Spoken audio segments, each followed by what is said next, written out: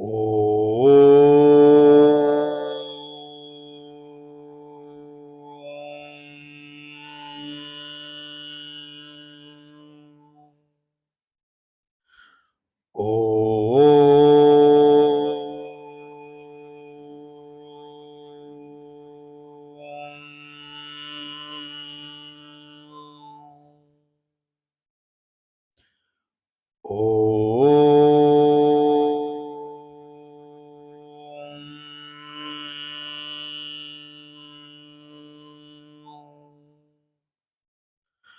ओम श्री गणेशाय नमः। ओम श्री सरस्वत्यै नमः। ओम श्री गुरुभ्यो नमः।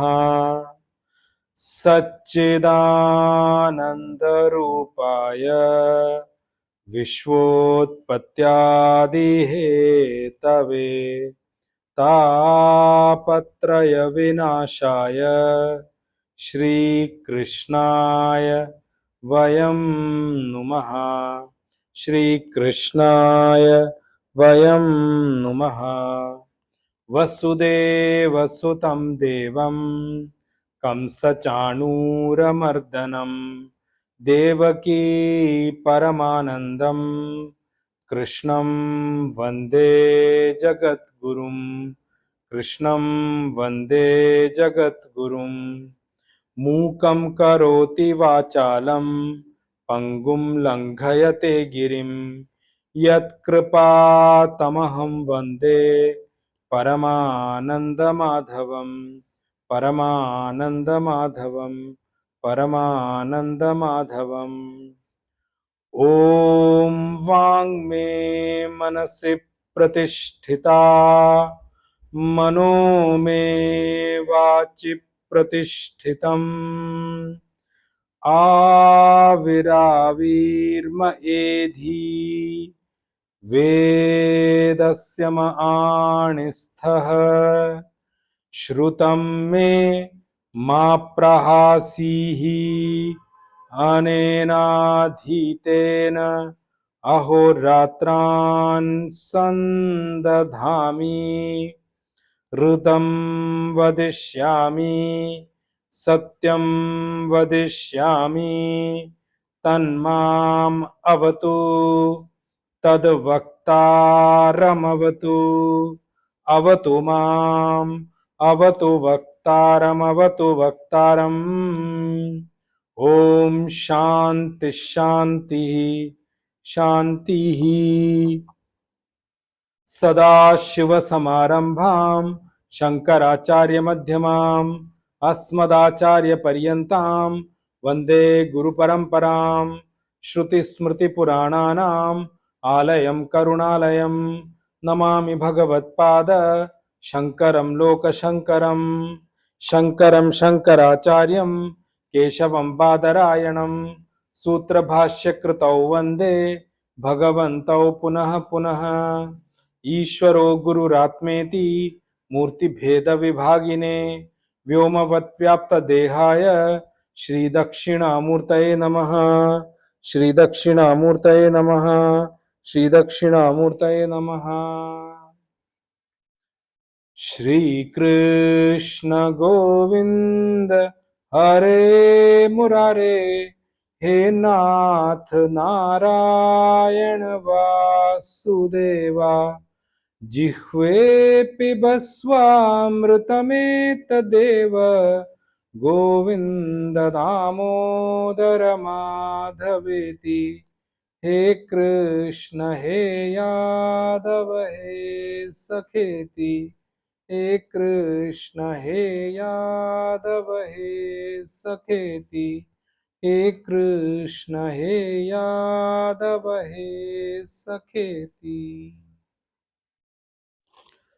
Narayan Narayan Narayan. First of all, I wish all the listeners of podcast a very happy Bhagwan Shankaracharya Ji Jayanti, which just went by on the 2nd of May, and Pujya Gurudev Swami Chinmayanand Ji's Jayanti, which went by on 8th of May. May Bhagwan Shankaracharya Ji and Pujya Gurudev bless us all to understand the scriptures of Sanatan Dharma, especially Bhagavad Gita, in its correct form and import, in terms of what Bhagwan wants to tell us, and also who give us their blessings and grace so that we can adapt it in our life, so that we can lead a life, a meaningful life, to reach the final goal of any human birth, so to say. Verse number 72. I'll read the verse first and then we'll continue from where we left in the last session in terms of detailed meaning of this particular verse. एषा ब्राह्मी स्थितिः पार्थ नैनां प्राप्य विमुह्यति स्थित्वा स्यामन्तकालेऽपि ब्रह्मनिर्वाणमृच्छति एषा ब्राह्मी स्थितिः पार्थ नैनां प्राप्य विमुह्यति स्थित्वा स्यामन्तकालेऽपि ब्रह्म निर्वाण मृच्छति. Supreme Consciousness Bhagwan Krishna, reaching the final verse of chapter 2 or Adhyay 2, who Bhagwan gives the actual achievement, attainment, or the final attainment of a man of realization, or the attainment where the man of realization reaches a stage of no return. Bhagwan is trying to put in his own words what is that state from where man or jivatva or a jiva does not return at all. When I say does not return, and don't get scared by that point, when we hear these words, no return, oh, do I really want that state? No, it's not like that. It's a state which is the highest of all achievement, where the jivatva itself gets negated and we do not have to fall back into the cycle of birth and death. And trust me, whether you may feel differently right now by hearing it, but that's one state in the core of all of us. We all want that state. Means what? Permanent end to the sorrows, permanent end to this cycle of birth and death. Why I'm using these words synonymously is cycle of birth and death means life full of sorrows, mix of life, a mix of sorrows and happiness, but mostly sorrows are more, happiness is less. So we all want to reach that state where I feel that I'm free. I reach a stage where I do not need to do anything more to actually reach anywhere. I have nowhere to reach. I can reach my final place of rest. If you recall, in one of the episodes of podcast, I mentioned this point, that the actual reason of we putting effort during the days is actually our aim is to reach a stage where we can complete the day's work and go for rest. So I use this word, every shram, every effort or every hard work is actually done keeping in mind the final stage of vishram means reaching a stage of rest. So we all work hard during the day to actually reach a stage that we can at the end of the day wind up everything and go for sleep, go for rest.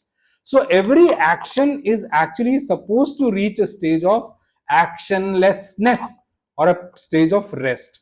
That's exactly what Bhagwan is trying to explain. How do you reach a stage where you do not need to worry about anything at all and sorrows end forever? That is, which is why it is called supreme state of realization or the eternal state of realization, from where we don't need to return at all. If I say this word from where we cannot return, that will give a negative sense. Actually, that's not the way we need to understand this. A stage which everyone longs for, whether they know or not, a stage from where we do not need to come back at all. Let me use this word correctly there. Do not need to come back at all, because all other things become irrelevant, immaterial, unreal for us once we reach that true state of reality, true state of Brahman, true state of supreme consciousness. So if you recall correctly, we were taking the last session, I completed the session, or I ended the session by trying to explain you the word called nirvana. And I use the word dozing off of a lighted lamp is the literal way we need to understand nirvana. And I gave some pointers for you to think there. So when we say a lamp has dozed off, okay, I'm now taking from where we left in the last session. When we say the lamp has dozed off or the light has dozed off, a couple of things which I mentioned there was the light which we see at the tip of that, wick which is burning. It is actually not a single light which is burning throughout till the time the fuel is exhausted. Actually, it is a continuous flow of light. But since the light is maintained there, we see it as one light. But actually, it is a continuous flow of light, one after another. And I gave the example of the oil which is there as our own vasanas. And I mentioned there that our life also is nothing but continuous flow of thoughts. When this flow of thought ends, now there I'm why I did not use this word in the last session, because I didn't want to leave it for people to assume, so I did not mention it there. When this continuous flow of thought ends, now when the continuous flow of thought ends, that word also need to be understood in its correct essence. Actually, I'm going to explain that today. So when the continuous flow of thought ends, when will it end? If I compare it with the lamp, I told you the fuel in the lamp, or the clarified butter or the oil in that lamp is actually which lights that lamp is can be compared with our vasanas and karmaphala in our life. Till the time they are exhausted, will continue to burn, provided there is no wind or anything else to take it off. And now just see, let me just give you the example of wind also. Okay, so you can compare that wind and which comes in and doses off the lamp temporarily to be lit again, and as the continuous cycle of birth and death. Okay, it when death reaches someone, and when the bodily death reaches someone, so to say, that is like the sudden dozing off of the lamp. Could be with any reasons outside, could be with gushing wind, or something which does that lamp off, or you can call any reason, can be many. But the point is that doze off, temporary doze off, is what we can and relate to the death of a body. But it will continue to be lit again and again, till the time that fuel is completely exhausted. That fuel is, in Gurudev's BMI chart, is the vasana, and along with that karmaphala also comes there. So unless and until someone has exhausted the vasana, it will continue to burn.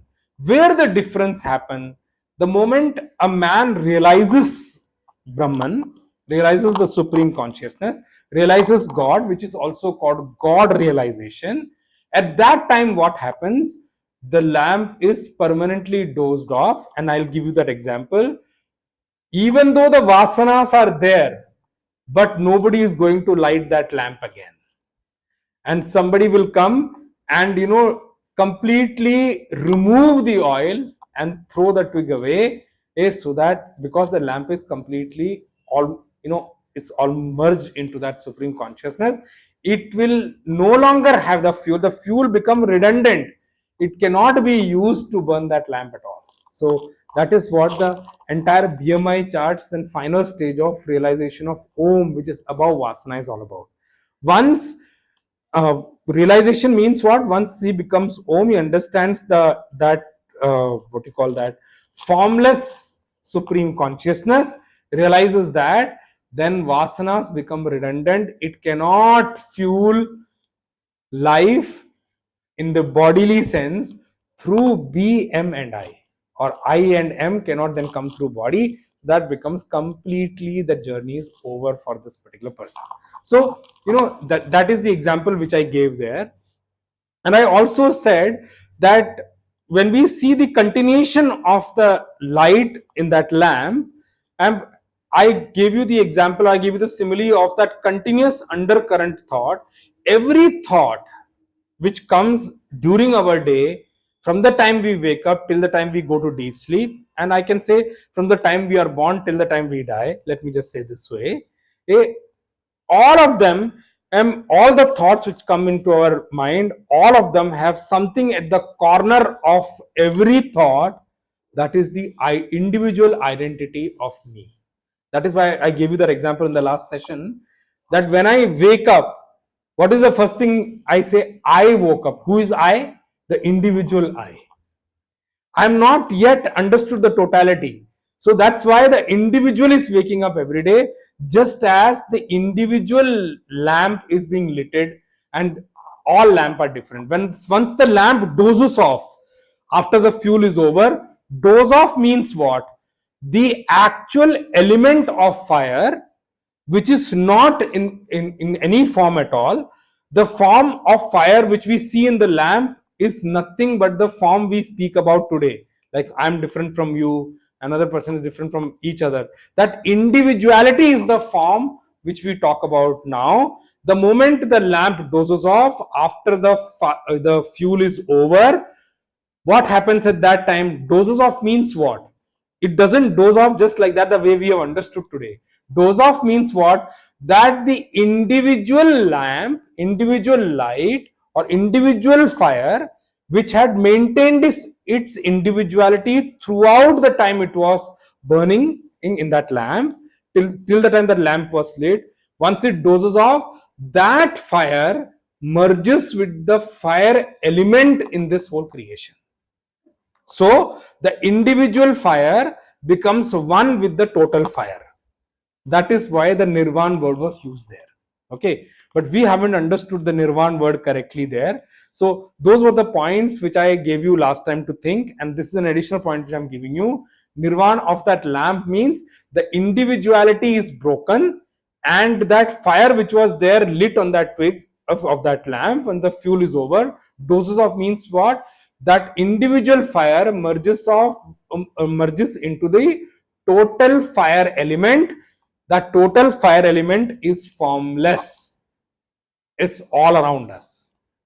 Okay, so that is what the actual Nirvan word is need to be understood as. So that's where I left in the last session. Continuing from there, I'll give you certain more points for you to explain this particular verse.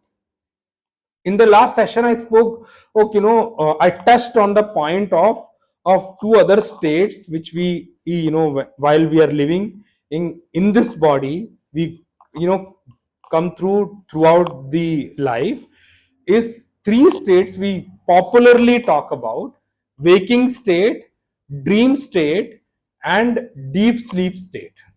Okay, and so waking state is a conscious state, dream state is a subconscious state, and deep sleep is an unconscious state, so to say.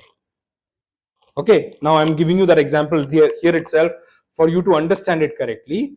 When I say conscious, I am conscious of my individuality, I'm conscious of my difference with others, and I'm able to comprehend all the things which are different from me. Means I'm able to comprehend the difference in this creation. That is what the conscious state is all about. Okay, that is the conscious state the way we understand today. Okay, there is a high level of conscious state also, which is the supreme consciousness state. I'm not talking about that right now.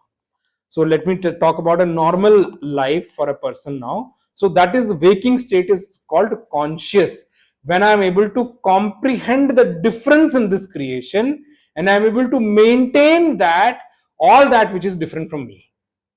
And the basis of that is the thought that I woke up, and that is at the corner of every thought we have, we, comes through us in our mind throughout the day.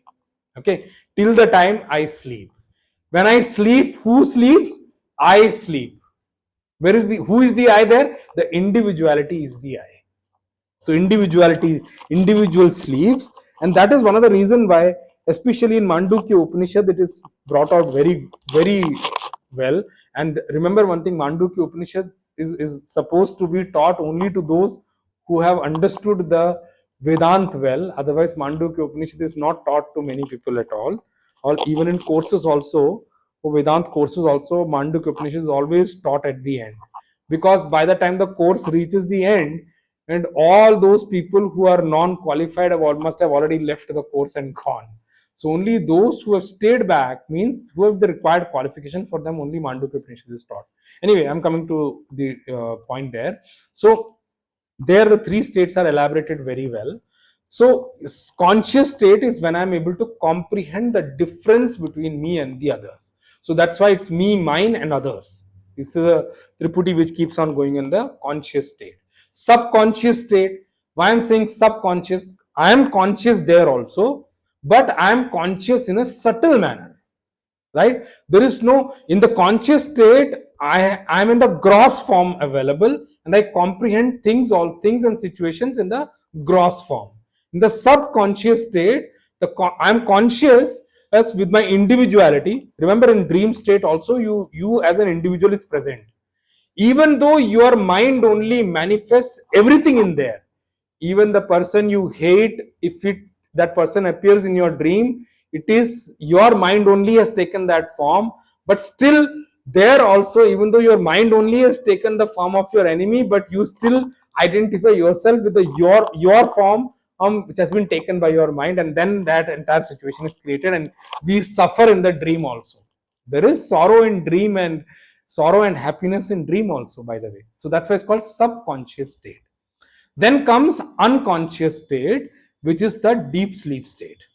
In the unconscious state, the way Tattva Bodh explains is aham kimapi na janami. I don't know anything. There is no comprehension of difference. There is no comprehension of this creation. There is no comprehension. There is no thought going on there. The I thought, which is at the corner of every thought during the waking state, it goes to sleep. Okay, I'm saying it becomes unavailable. Means goes to sleep means it becomes unavailable. Since that preset thought is unavailable, the difference is also unavailable. The creation is unavailable. Things and situations and people are also all unavailable.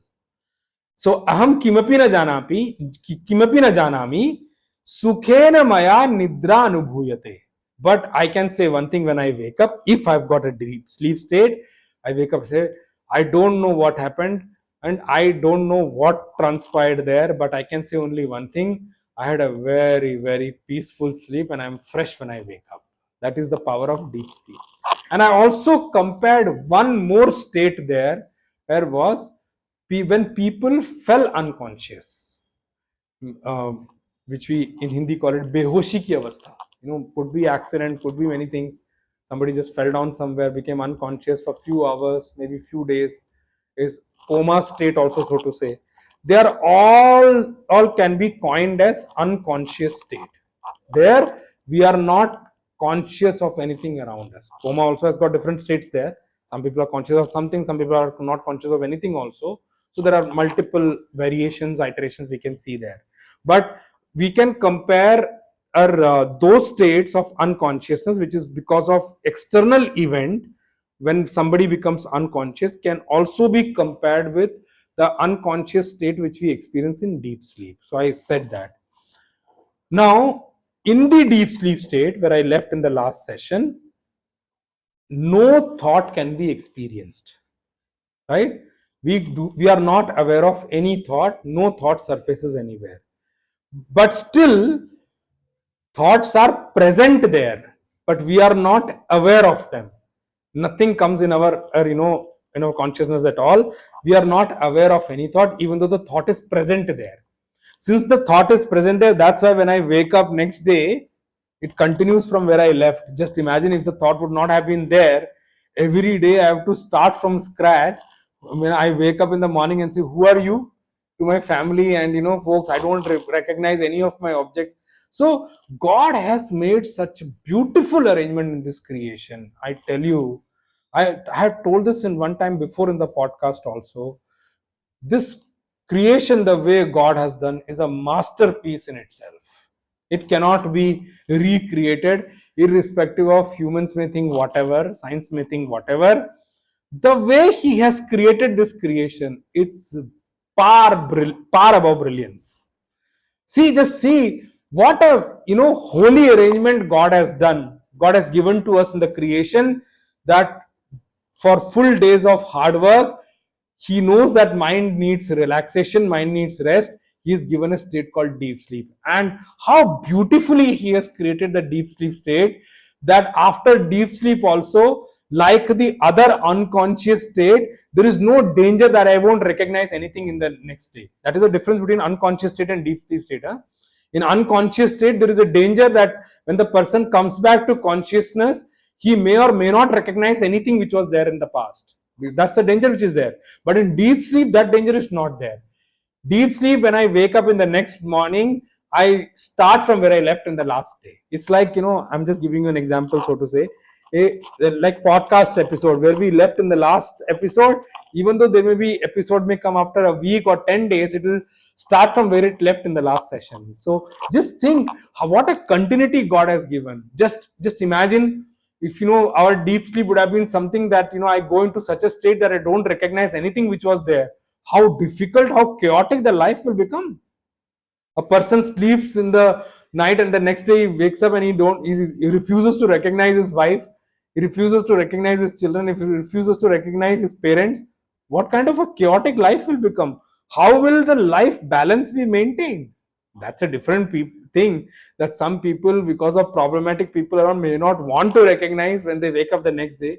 But that's not how it works. So God has given such a beautiful way of creation that he's given deep sleep every day. That is why in actual Vedant, the daily deep sleep is termed as Nitya Pralay. It's a pralay. We go into an unmanifest state during that time.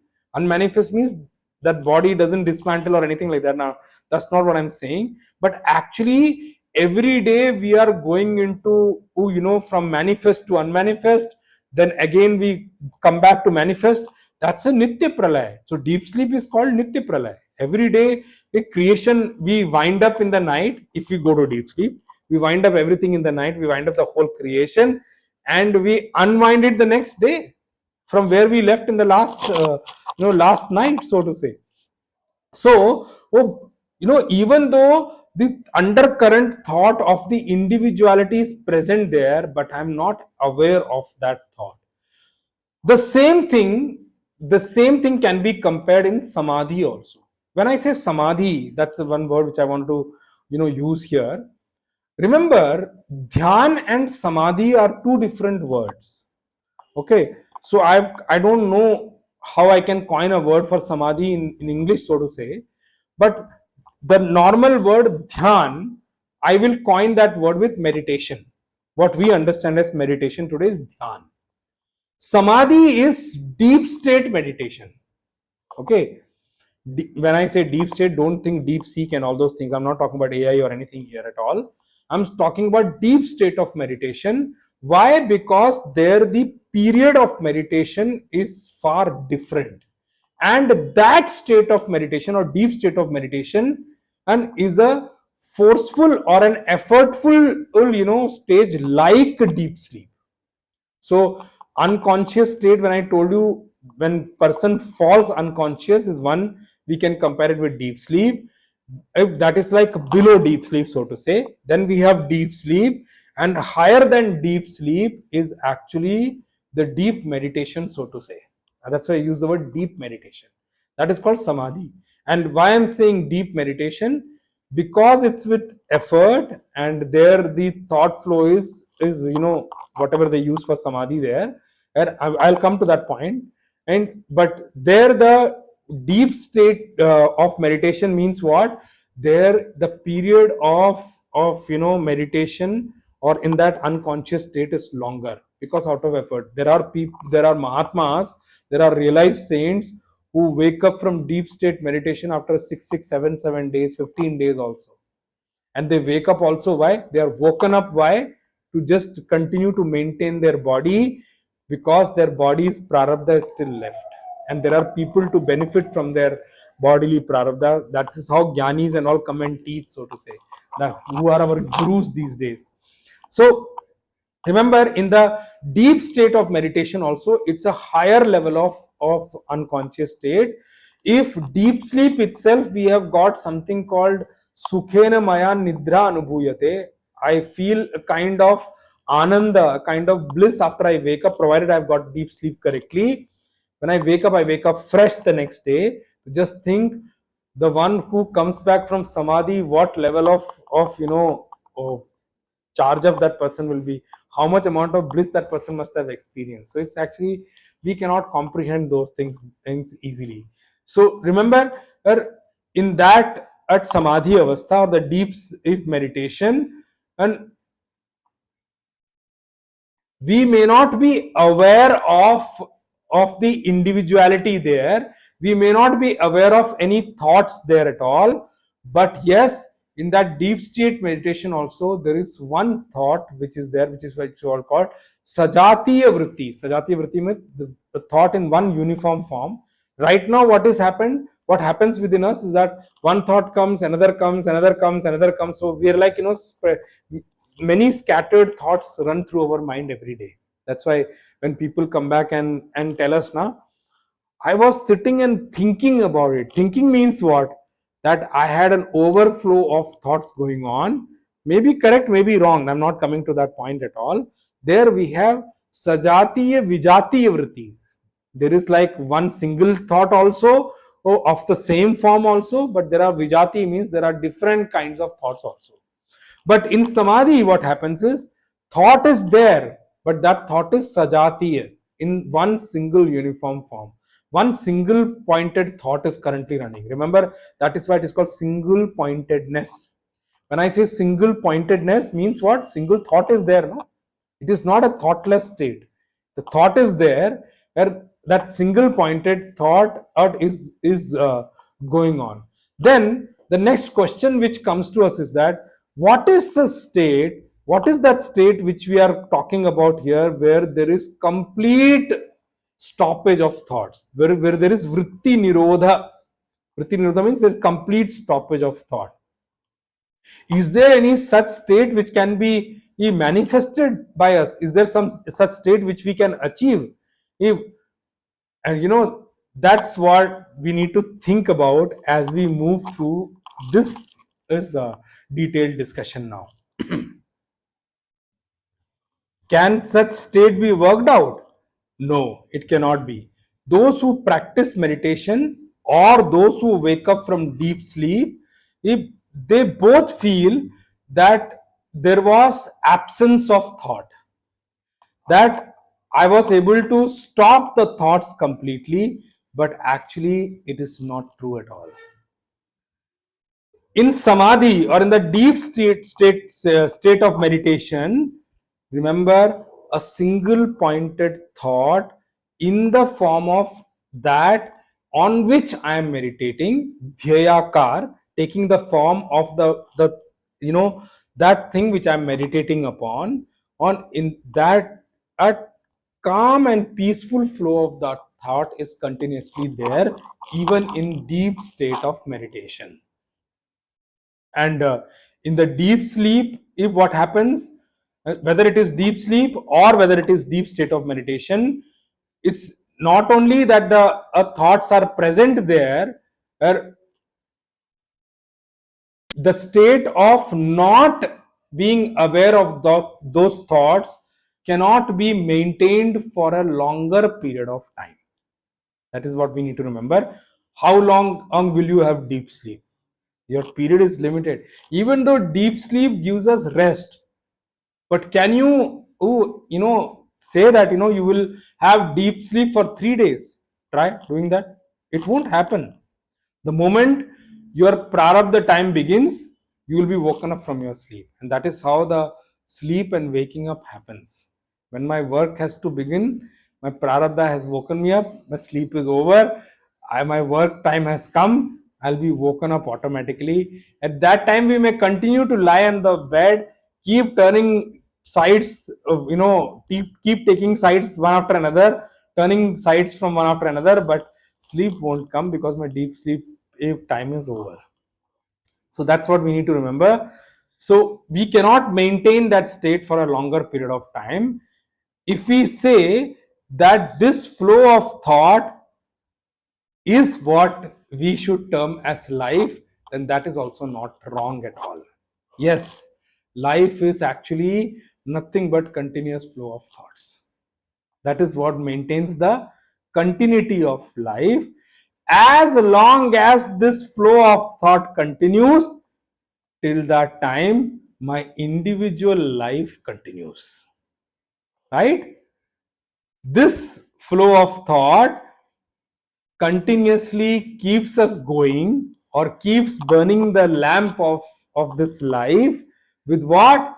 With the fuel or oil or clarified butter of our vasanas, as mentioned in the BMI chart. Now vasana also, I must tell you, since I'm on that topic now, vasana is such a thing that it exhausts depending upon the thoughts, the flow of thoughts. Exhaustion of vasana completely depends upon the flow of thought.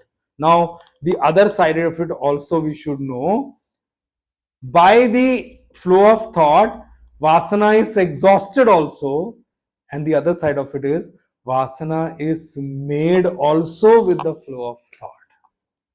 Now you will say, that's very shocking and strange. How is it that vasana is exhausted also? Something is exhausted also in the same form and made also in the same form. Recreated also in the same form. How is that possible? Now that is what we need to think when I'm on the vasana topic. Let me just take that. I told you BMI chart also portions of that, as in when we come up around the topic, we'll pick it up. So we need to understand, by merely listening or seeing also vasanas are made. Okay, and what is the proof that vasana is made by listening and seeing also? If you are able to recall in your memory what you have seen or heard. I saw something, what was it? Let me just try to recall. Yes, that was the thing, Oh, it was looking so exciting. Man, what a packaging they have done. If you are able to recall and recollect what you have seen and heard, that means that gives a proof to you that vasanas are made also by listening and seeing as well. But remember, everything that we see, everything that we listen does not become vasana. It completely depends on where we place our interest. That is the point we need to understand. Now, what to say about seeing and listening? Even by thinking about something also vasana is made. Now you says, you are trying to scare us by saying all these things, but I'm not trying to scare you. I'm telling you why it is critically important that we make the choices in life correctly, so that correct things become our interest, correct things become our vasanas. So when I'm on the vasana topic, let me tell you one more thing also. Amongst the list of vasanas, one vasana is also called Shastra Vasana. Shastra Vasana means the vasana to know my scriptures, the vasana to know or acquire knowledge. They all come under vasana only. But they are Sattvic Vasanas. They are Rajasic Vasanas also. They are Tamasic Vasanas also. Terrorists have got vasanas only, to kill people. They get thrill out of killing people. That is also a vasana. Now, if you think by that vasana, you are going to reach what you call that Jannat, then I'm sorry to say you are making a fool of yourself, not only for this life, for many lives to come. Continue. Good luck to you if that is the case. So, by mere thinking also, vasanas are definitely made, they are created within us. Any other, few days later also, when we can recall what we were thinking the other day, 3-4 days back I was thinking this. If I'm able to recall, means what? It has been stored in my memory. It has been stored in my memory means what? I have placed interest in that. Like we say, in computer, let me just explain you from the computer language. Something I received on email, okay, I found that this, looks exciting. I'm using the correct word here. Huh? This looks exciting. Let me just park it. I'll probably relook at it few days later. That is how we do with our thinking also. I was thinking on something. Something else called me. Somebody called me, and I had other call of duty. So I thought, let me just park the thought. I'll rethink over it some other days. Means what? I've stored it there, right? I stored it means what? If that was non-interesting, like the something which came in my email, if the read of it itself, I know that it is not something which excites me, I will immediately delete it. I won't keep it to read it later. I'm not talking about different kinds of people here, but I'm saying a wise person will never keep it to read it later, right? He'll just delete it. And there are people who are sitting down and trying to delete emails, thousands of emails, because they didn't do their diligence at the correct time to see what to be kept and what not to be kept. And that is what is happening with our vasanas also. When we just keep parking things, I'll think, but you don't know, memory space is limited. It is parking and it is taking up the space. And then we say, after hearing scriptures, I heard, but I kind of can't, retain it. I don't know why. Because there is all kind of stuff filled in your head.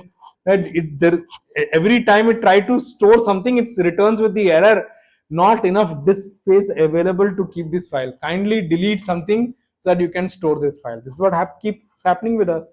So, the formation of vasanas, or the creation and building up of vasanas, is an automated process. We don't have to do anything. The only thing we have control over is make correct choices in life.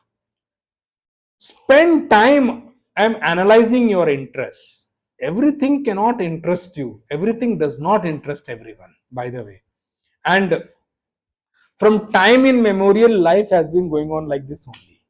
Somebody said that, uh, by just stopping the flow of thought, by vritti nirvan, by vritti nirodh, by just flowing just stopping the continuous flow of thought, how will I be able to reach nirvan? By the way, stopping the flow of thought means what? If I stop the fuel getting passed on to that lamp, the lamp may doze off temporarily, but the fuel is there, no? It can be lit again. And the way I explained you, the dozing off of lamp is nothing but a life of this body ending at one particular point in time. Means what? Birth and death means what? The dosing of lamp which we understand today is nothing but at the one life continues, and then it just moves on to another life. I mentioned one quote of Pujya Gurudev sometime back in one of my podcasts also. Everybody dies, but nobody dies, which Bhagwan also mentioned. Ya enam veti hantaram, yaschainam manyate evrutam. So he said that. So he said that in this verse also, everybody dies, but nobody dies. The body is not the start of my life. The body is not going to be the end of my life also. Life is a continuous process. It is far beyond this body. This body is only my temporary residence. It is not my permanent address at all. It is only my temporary address for this particular life to be there. And life comes, manifests in here, does its act and creates new things and moves on into another. So, nirvan has been understood as what? Dozing off of lamp has been understood as nirvan. Now, the dozing off of lamp's actual meaning is what? Only the individual life has ended for a new individual to be born and a new individual life to be continued from there. So individuality is only going. Individuality means my identity with this body is only going off, and then I'm born in a new body, and a new individual life begins from there. And there also at death, that individual life ends, and from there somebody else's life I take up and I continue from there. That is how we have understood nirvana as of today. So dozing off of lamp means what? Only the individual life ends. Now I am going to take up one side of this portion in such a way. It's a little sensitive side. We all need to listen to this also. We need to know life in its correct essence also. Now this individual ending of this individual life. Now that's why I said sensitive, that I'm marking my word. Why? Because don't listen to me very carefully, and don't, if you even don't understand, re-listen to it, but don't walk away with misconstrued understanding. Incomplete knowledge is more dangerous than having no knowledge. So that is the reason I'm marking my word there, underlining my word. It's a little sensitive topic, but we need to listen to it carefully to understand life in the correct form and manner.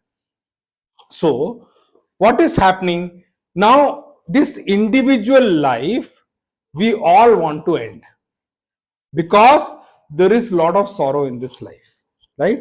We all know that all of our life have got a mix of sorrows and mix of things. There are many things which sorrows we are able to control, many sorrows we are not able to control, also we are not able to correct, also we are not able to come over it also. Now sorrow is definitely there in this world, no doubt about it. But when somebody sees that there is no end to sorrows, why I said that, I'm using some sensitive line here. When somebody sees, and deep down in that person, and deep down in the intellect and mind, come to this conclusion that there is no end to my sorrows, and I don't see I'll be able to cross over my sorrows in this life, that is when they commit this thing called suicide, to end the continuous stream of sorrows for them.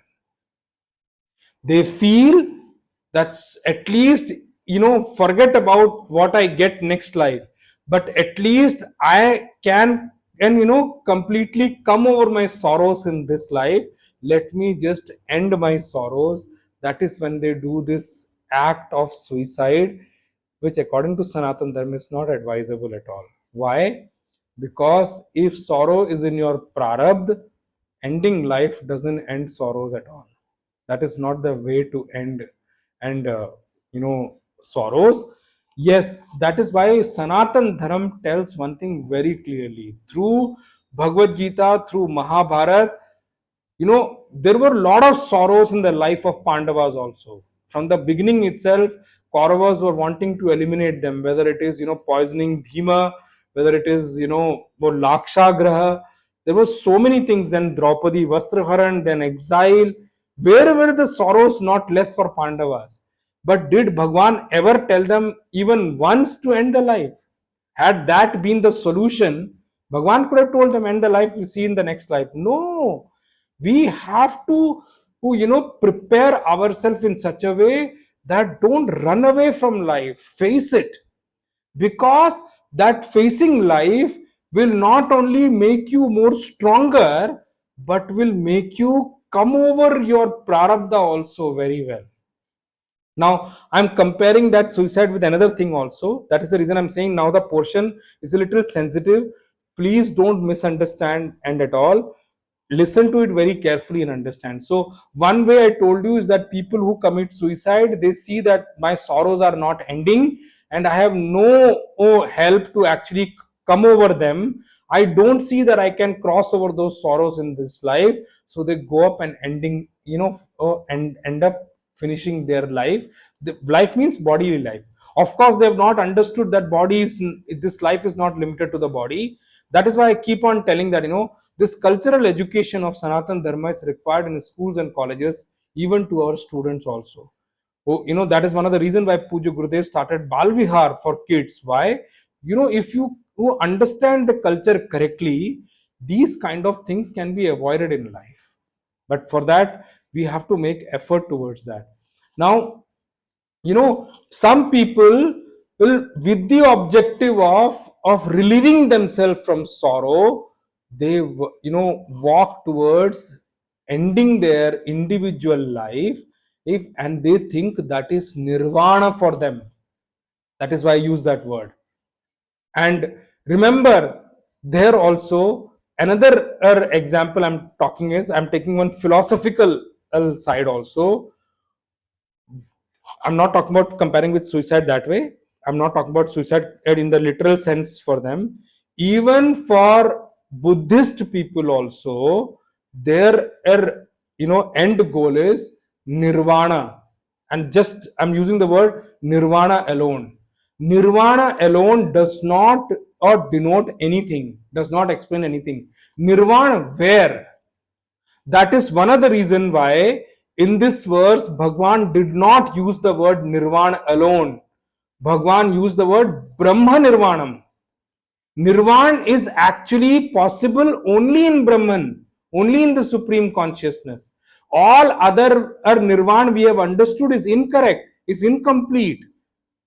And with the Buddhist people also, the Buddhist philosophy also, in their thing, in whatever is available to us, and whatever we have heard from those people, qualified teachers of Buddhists, whatever they explain, and there what they say is sarvam dukkham, everything around us is completely sorrow only, all around us is completely sorrow.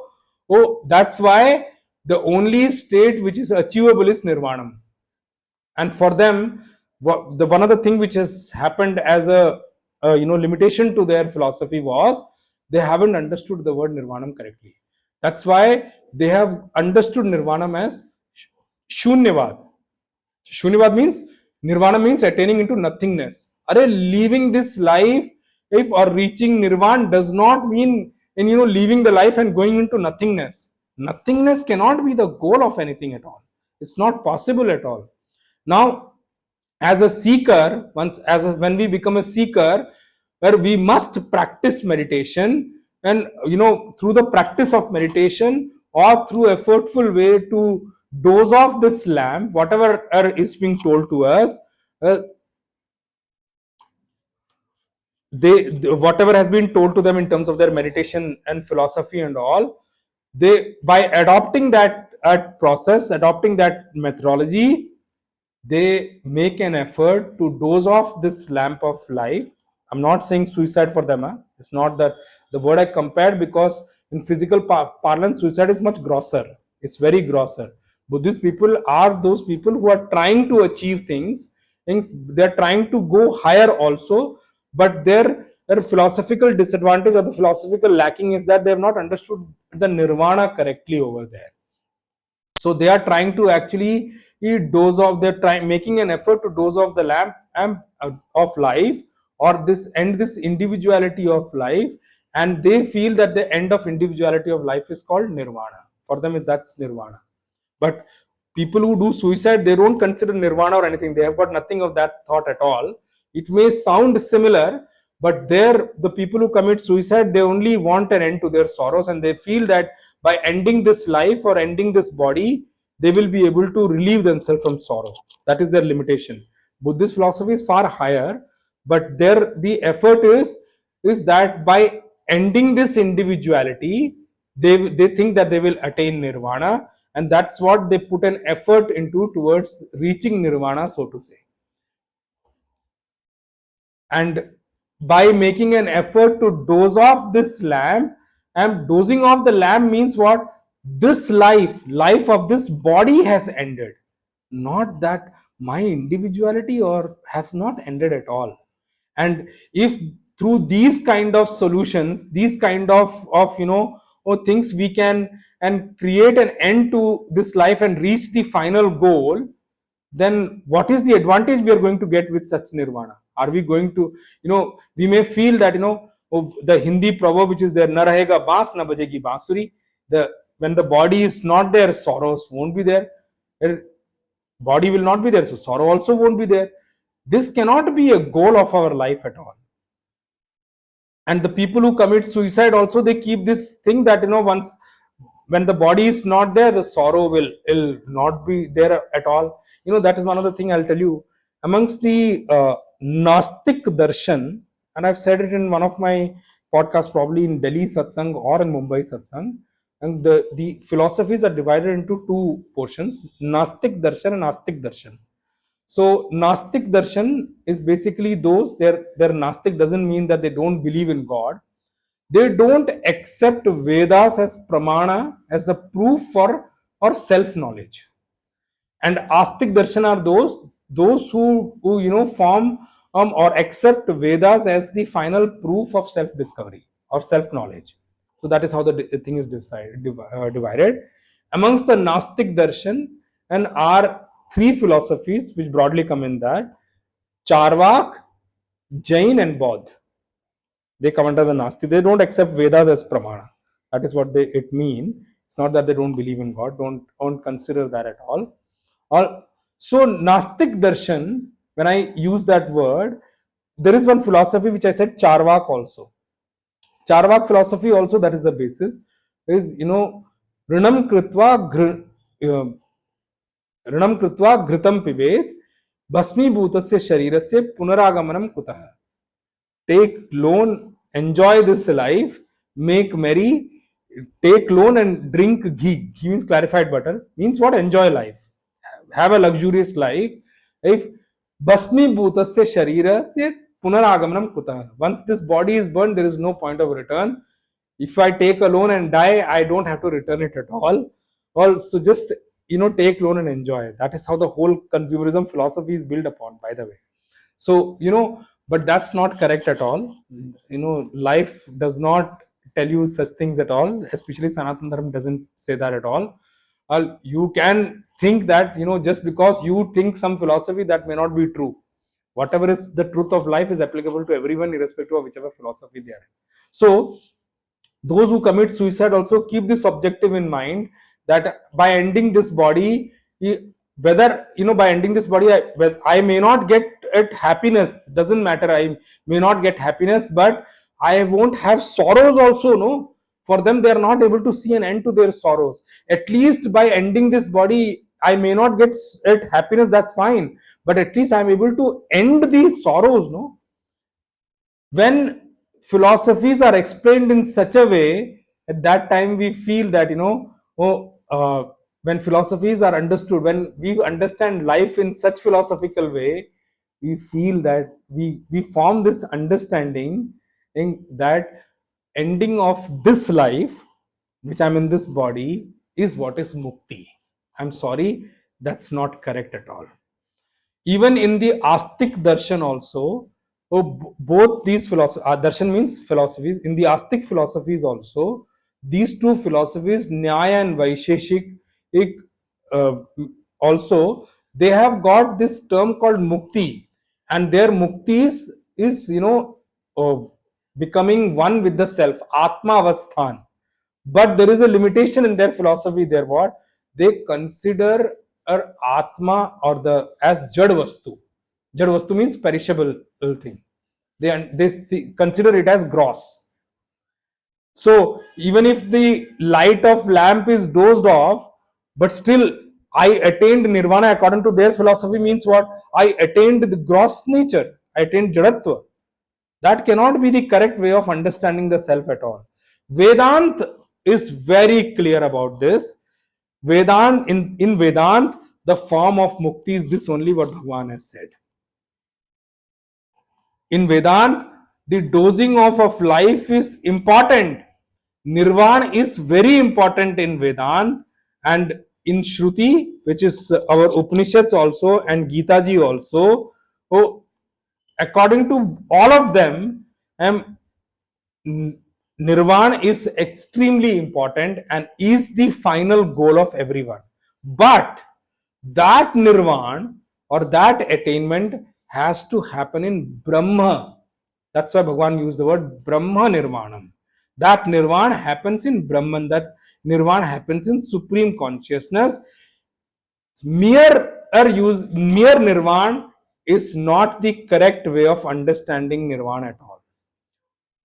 Brahma Nirvana, we need to understand the glory of this word correctly. In Mundak Upanishad also, they have given a simile there. That one lamp which was lit in one place is, and it was seeming lighted at one particular place, and it was seeming as in burning in one place at one point in time. What happened to that lamp? That lamp was a shana pradhvansi. It was, as continuous flow of thought. No, means what? Lighting, dosing, lighting, dosing, lighting, dosing. It was continuously going on, and in that, at momentarily way of lighting and dosing off, it was becoming available to us. when it dozed off completely, it did not become shunya, it did not become nothing, it did not attain nothingness.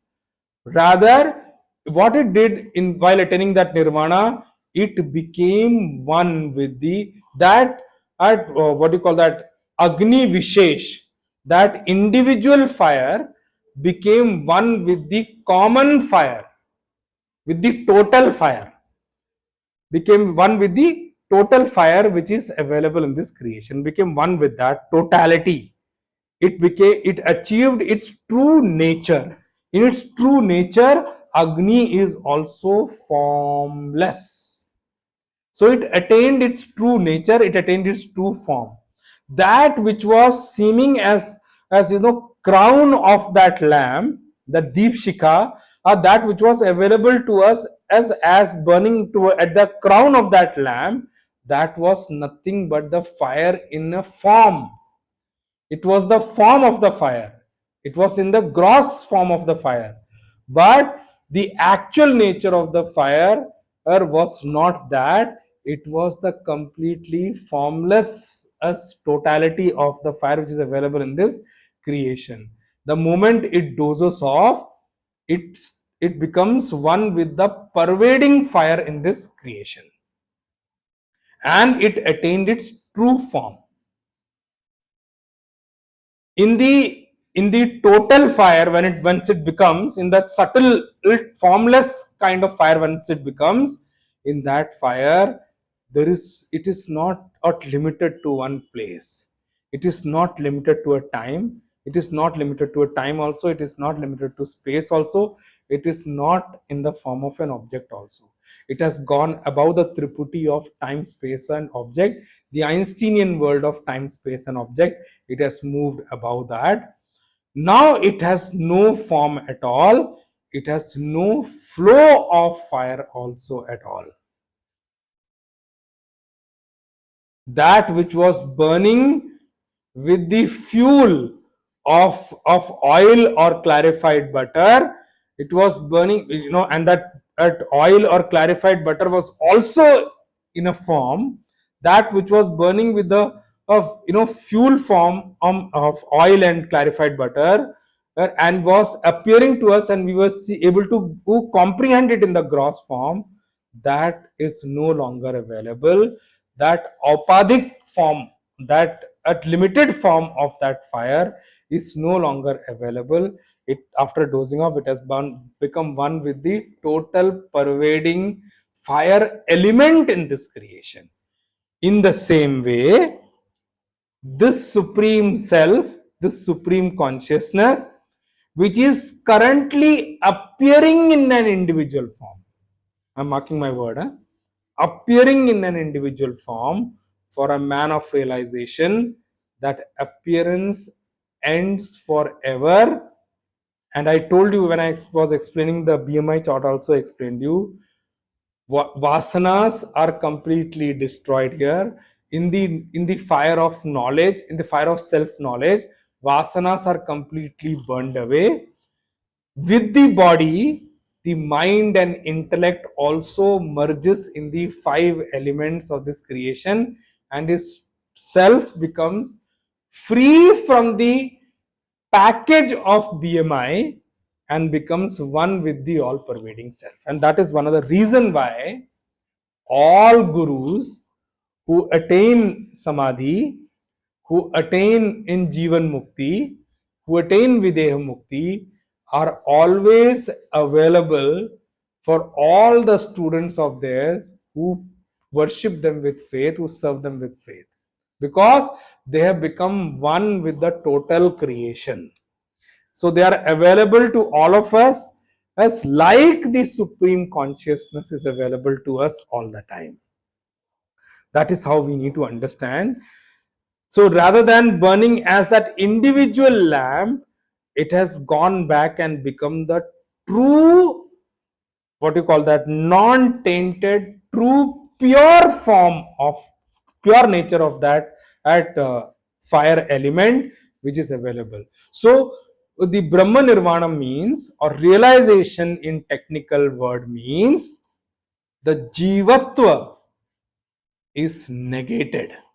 I explained you when I was post Shivratri episode. I told you in Bhagwan Shiva, when he speaks to Mother Parvati to answer her question about Bhagwan Ram, and Bhagwan says Ram Brahma Chinmay Avinashi Sarvarahit Sab Urpurvasi. Ramji is what?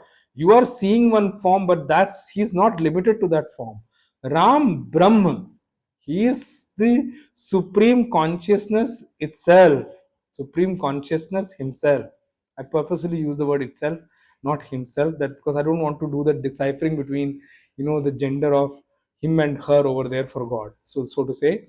So he is supreme consciousness itself. Ram, Brahm, Chinmay, Abhinasi. He is Chinmay, he is that conscious element and the conscious principle available in this creation. Abhinasi means non-destructible, immutable self. Sarbrahit Savurpurbasi, even though he is free from everything, but he is in and across everything also. He is in and across means he is, like Bhagwan himself says, he is, Matta Parataram Nani, then Bhagavad Gita itself, Bhagwan will say, Matta Parataram Nanyat Kinchidasti Dhananjaya Mai Sarvamidam Protam Sutre Maniganaiva. Bhagwan himself will say, Matta Parataram Na Anyat Kinchidasti Dhananjaya. Apart from me, nothing else is there in this creation. Matta Parataram Nanyat is the 7th verse of chapter 7 in Bhagavad Gita. Mattah Parataram Nanyat Kinchidasti Dhananjaya. Apart from me, nothing is there in this creation. Mai Sarvamidam Protam. I am in and through everything in this creation. Sutre Maniganaiva. As a thread ties different flowers in a garland. I am the one who's tying this whole creation together. Bhagwan himself will say that is exactly what Bhagwan Shiva also said in Ramcharitmanas. Ram Brahma Chinmay Abhinasi Sarvarahit Sab Urpurbasi. He is like free from everything. He is the immutable self. And I also told you there when I was talking about Bhagwan Shiva and Mother Parvati that Mother Parvati is Sakshat Brahma Vidya Surupini and Bhagwan Shiva is the manifestation of the self in the Guru form. That's why he is Adi Guru. So I was telling that one of the ways to understand and Bhagwan Shiva is that he has all these kind of Aghori kind of people around him. But the bigger picture you need to understand about a Guru who is Brahmanist, who is become realized saint, as Bhagwan is saying here, Esha Brahmi Sthiti, the one whose Jivatva is himself negated. Who are we all for such Guru? If his Jivatva is negated, so is our Jivatva also negated for him, no? But still Jivatva is not there, but there is a form which is moving around here and there. So for him we are what? Bhuta Preta only, That is what the Aghori which Bhagwan Shiva has got as followers is all about. So for a Guru, a man of realization, the vision of world is completely different. That's not how we have understood today at all. As Bhagwan said, Esha Brahmi Sthitihi. Hey Partha, Esha Brahmi Sthiti. This is the state of realization. This is the state of becoming one with Brahman. This is what I call as the real state of achievement of a man of realization, who I walk through the path explaining Sthita Prajna. This is the final culmination of, this is the state of that person. Enam prapya na vimuhyati. After attaining this person will never get deluded at all. So what happens to this person? Jivatva is negated forever, and where this person has become, he has attained the state of Brahmatva. He has become Brahman. And attained the state means it's not a new state to be attained. It was already present, but because of our delusion, we were not aware. We are not aware of it. This person was not aware of it. But now he's realized that state. Realization means that only. It is not manifestation of a new state. If realization is a manifestation of a new state, it is not available now, then that state will also start and has to end somewhere. Whatever starts has to end. So that's why, please understand, The state of realization is not a new state to be manufactured, created, or reached. The state is already available. We have to remove the delusion and understand and comprehend the form in the correct way. And realize the self means what? That is why it is called realization. It is already there. We now understand who we really are, and that is what the state of realization, and that is what establishing in that state is. I'm giving you another example, very popular one, used very commonly in Vedant. That is the Ghatakash and Mahakash. The space in a pot and the total space outside. It is a very common example used in Vedant to explain about the self and supreme consciousness. The space is available, and a potter makes a pot in this creation. The moment a pot is created, the space inside the pot will be called as pot space, and the space outside the pot will be called as the total space, right? Now when the pot is created, did the space become two? No. Because the form was created, we deciphered the space into two. Actually speaking, there is no pot space at all. There is only total space, but due to the comprehension of the form, we have divided the space into two. When the pot breaks, it's not that the space left from the pot and became one with the total space. Are Baba, the space was already one. Because of the form, we were comprehending it as two. Now, once the pot is broken, the space seems to be one to us. It's not that it has become one. That is what real realization is all about. That the space has become total space. We have started to comprehend the total space. Is so once the pot space is gone, the total space is what is comprehended by us. As in this, there is nirvana, the state of realization is there, but remember, it is not nothingness. There is no shunyavad there.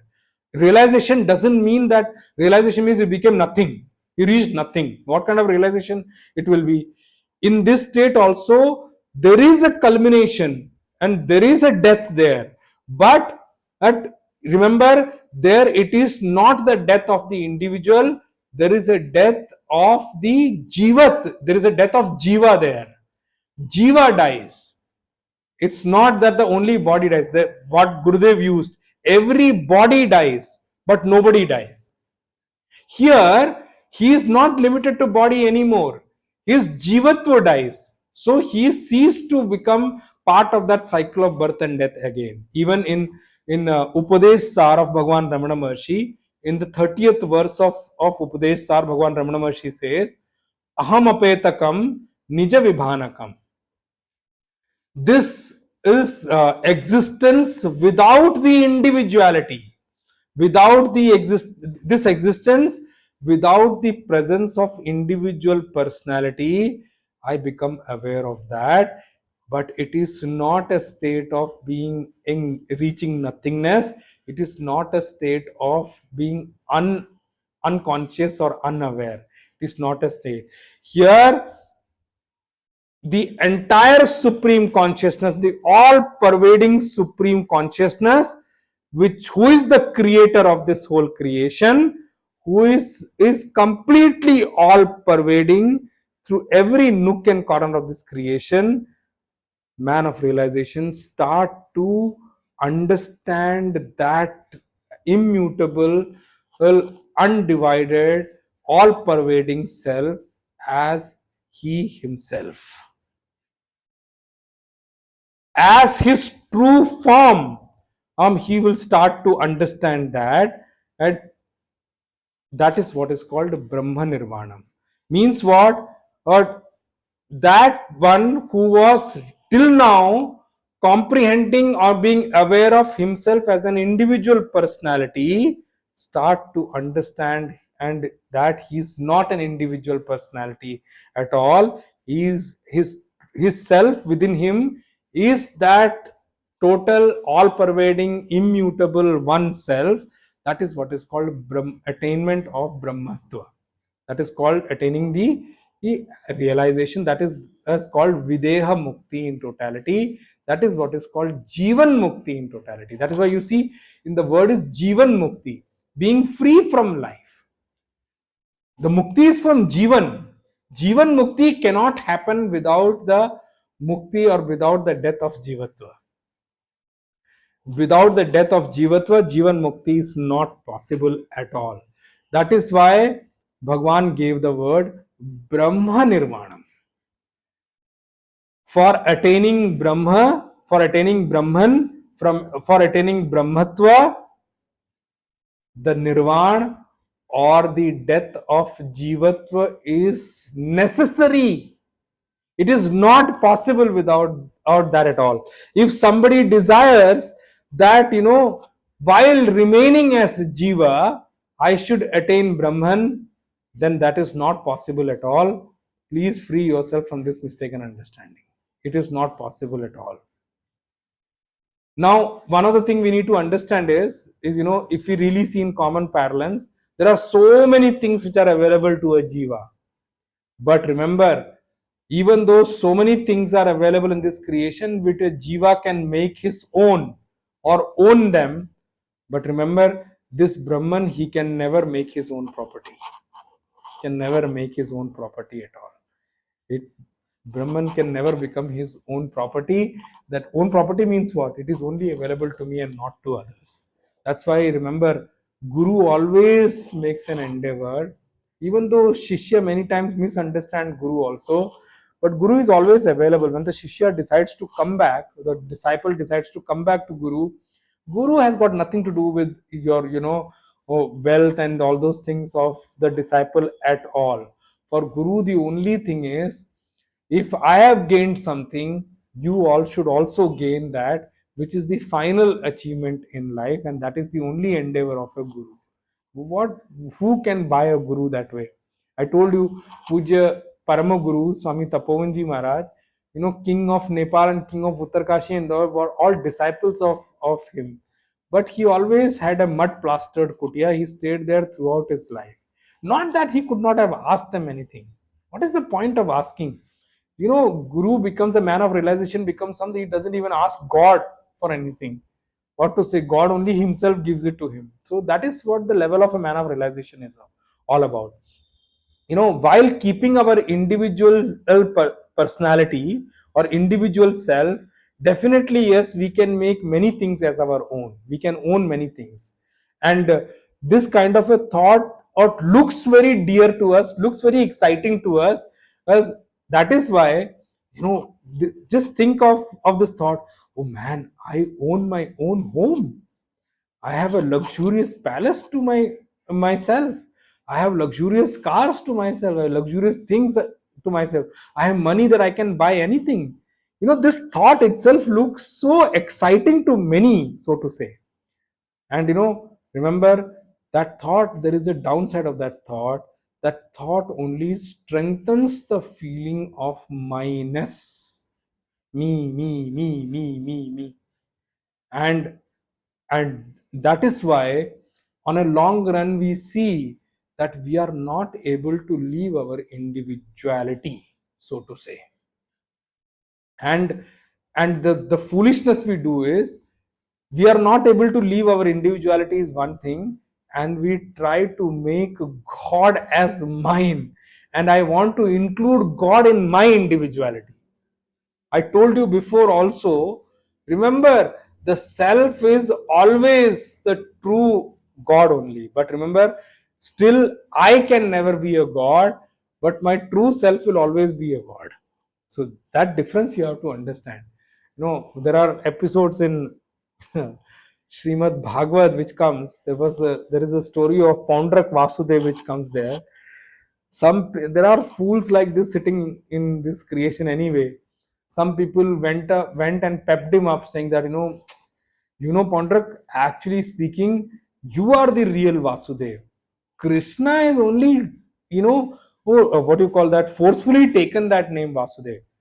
I feel you are the real Vasudev, you are the real God, and I feel that you must warn Krishna to drop that name Vasudev from him and give it to him. And he is such a fool.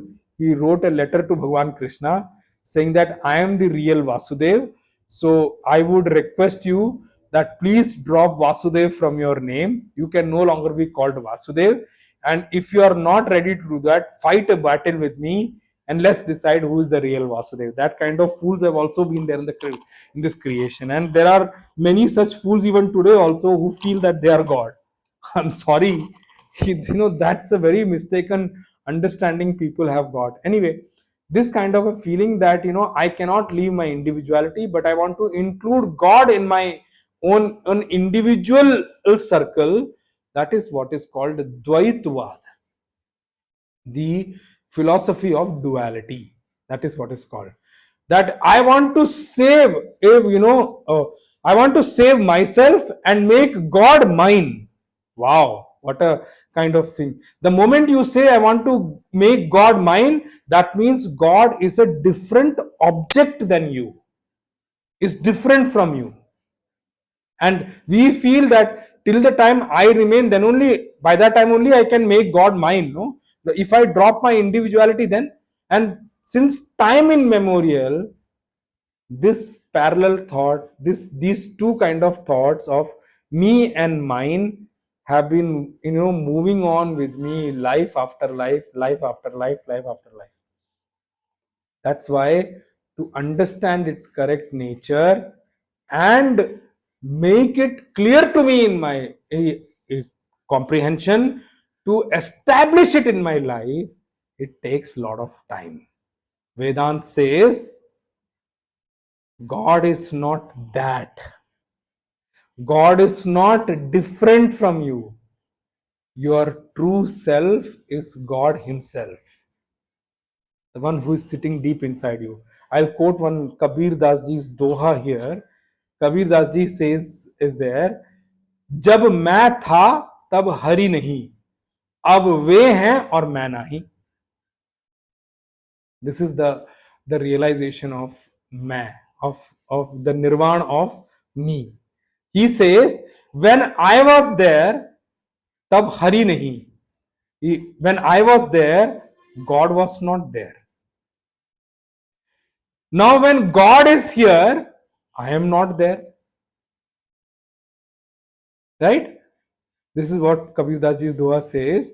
This is what the Brahmi Sthiti is all about. This is what the state of attaining Brahman is all about. They are not, or these two are not the same thing. Remember, he didn't say that I attained Shunya. He didn't say that I attained nothingness. He attained something, no? Hari used the word.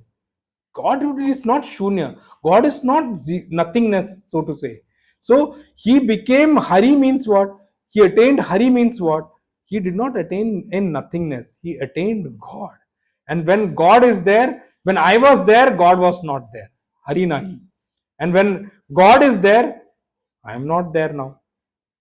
And this is the real way of understanding Jivan Mukti. And remember one thing, Vedant also feels this. Explaining Jivan Mukti is a very, very, very difficult thing. But the meaning is, Mukti means, freedom means what? Or becoming free means what? Free means what? That the Jiva has become free. He's become free from the Jivatva. And remember, Jeev means Jeevan. Now, this is why I cannot explain so many things in English so clearly. Jeev, till the time Jeev is there, Jeevan will always be there. Now, I'm not talking about Jeevan, somebody's name here. Huh? Till the time I am a Jiva, life will always be there. The moment I understand that I am not the Jiva, when Jiva is not there, Jivan cannot be there. Life cannot be there. That is what is called actual freedom or actual mukti. Life means what? Jiva is still existing. That is why life is there. That is why, this Nirvan word has got too many contradictions, so to say, to understand. Jeev and Jivan always go together. Till the time I'm a Jiva, Jivan will always be there.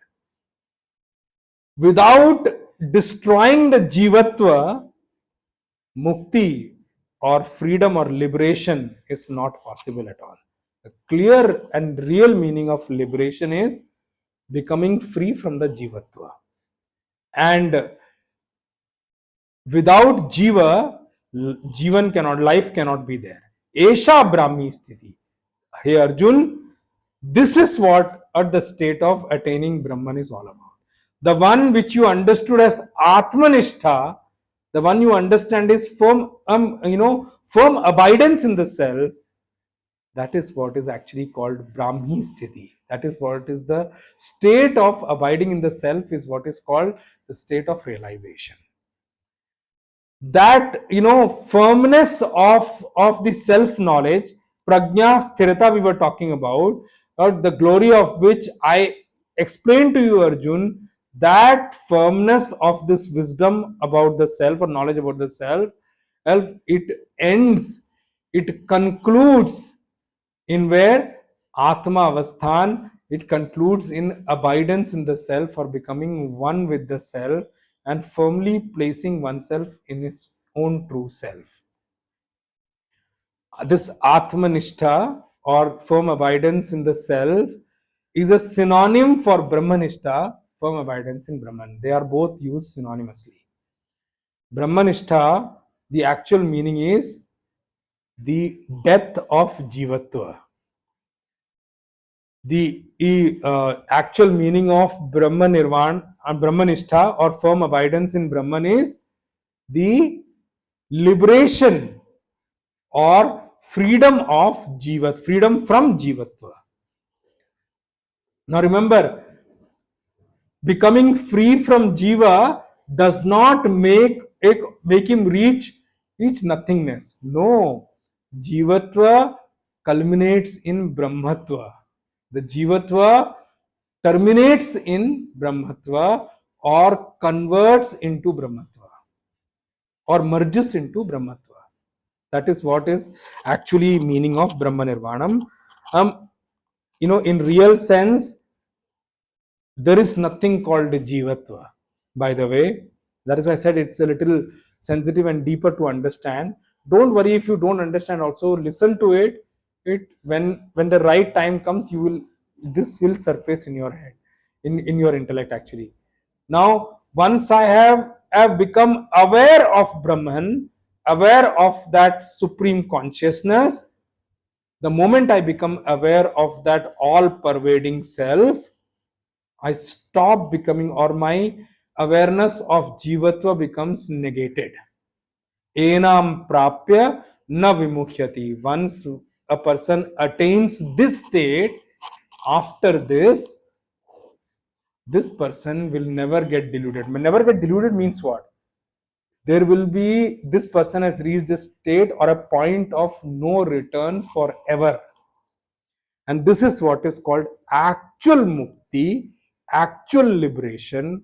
All other liberation which we have heard about and we have known till now are temporary in nature, even though their period of temporariness may vary, but they are all temporary. They are all point of return, so to say. That is how we need to understand. With this verse and with this session today, we complete the chapter 2. And we finalize the chapter 2 today, with its completion of all, reflecting and looking on through all the verses what Bhagwan has given, all the mantras which Bhagwan has given. I will not use verses. There are some verses also in the chapter like Sanjay Vacha, Arjuna Vacha and all. But what Bhagwan has given from verse 11 onwards, they're all mantras only. So we conclude the chapter today with the final culmination which Bhagwan gives, or the final attainment which Bhagwan gives, in terms of the true realization is attainment of the true self. Now we'll spend few minutes more to look through the complete chapter 2 very quickly before we go into the Pushpika Vakya of this chapter, or by completing this chapter, so to say. A quick summary of chapter 2. In the chapter 2, let's see how this chapter 2 has flown through. Sanjay said the first, ninth, and the 10th verse in chapter 2.